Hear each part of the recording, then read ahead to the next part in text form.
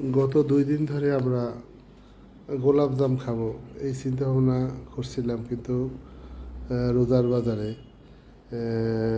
এমনি খরচ পরিমাণ বেশি, তাই মিষ্টির দোকান থেকে গোলাপজাম না কিনে আমরা গোলাপজাম তৈরির চিন্তা ভাবনা করছিলাম।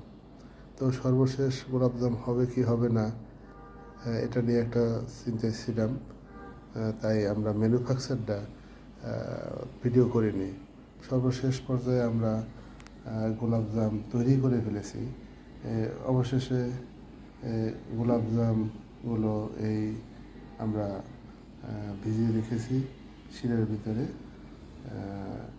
এর পরবর্তী পর্যায়ে আমরা যখন আবার নতুন ভিডিও করব, তখন হয়তো বা এই গোলাপজামের ম্যানুফ্যাকচার কীভাবে তৈরি করতে হয় সেগুলো বিস্তারিত দেখাবো।